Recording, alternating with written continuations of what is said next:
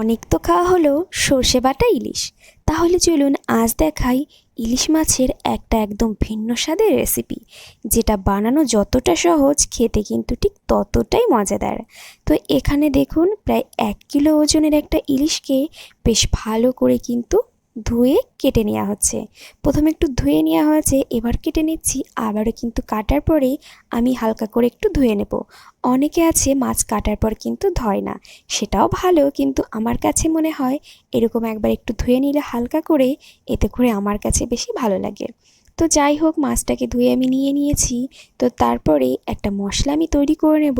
তার জন্য দিয়ে দিলাম 2টো কাঁচা লঙ্কা, একটুখানি আদা, আর দিয়ে দিলাম বেশ অনেকটা পরিমাণে গোটা জিরে।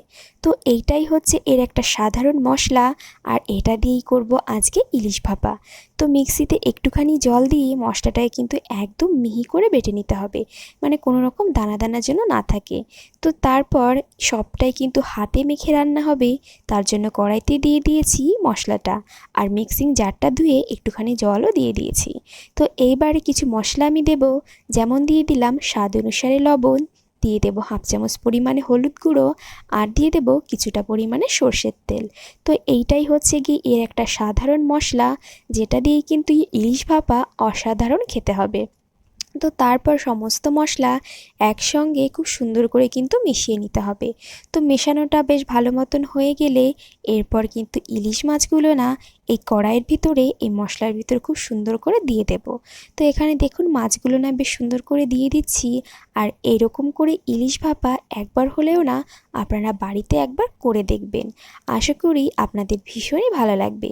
তো আর কোনো কিছু করার দরকার নেই, সাইড থেকে একটু করে মশলার ঝোল মাছের উপর তুলে দিচ্ছি। তো তারপরে এটা তৈরি হয়ে যাবে একদম উনুনে যাওয়ার জন্য। তো এবার দিয়ে দিচ্ছি একটা কাঁচা লঙ্কা, জাস্ট একটুখানি ফ্লেভারের জন্য। তো তারপর ঢাকা দিয়ে দেব। ঢাকা দিয়ে আর কোনো কাজ নেই, শুধু ওই 15 মিনিট মতন রান্না করে নিন, মানে 15 মিনিট ভাপিয়ে নিন আর কি। তো তারপর ওই 6 থেকে 7 মিনিট পর আমি ঢাকাটা খুলে সমস্ত মাছ কিন্তু হালকা করে একটু উল্টে দেব। আর মাছগুলো না যেহেতু ভীষণই নরম হয়, আপনারা তো সবাই জানেন যে ইলিশ মাছ এমনিতেই নরম হয়, সেই কারণে মানে এই উল্টানোর কাজটা খুবই হালকা হাতে করতে হবে। তা দেখুন খুবই সাবধানে কিন্তু মাছগুলো নাকে আমি খুব সুন্দর করে যে উল্টে দিয়েছি।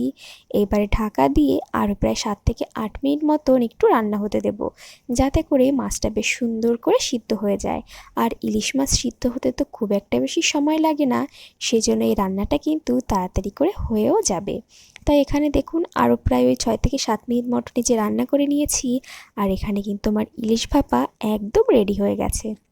কারণ মাছের সাইড দিয়ে আপনারা নিশ্চয়ই দেখতেই পাচ্ছেন যে কি সুন্দর করে তেল জমেছে, মানে তেল বেরিয়েছে আর কি। তো এইবারে আমি গ্যাসের ফ্লেমটা অফ করে দেব, আর এইটাকে কিন্তু গরম গরম ভাতে পরিবেশন করতে হবে।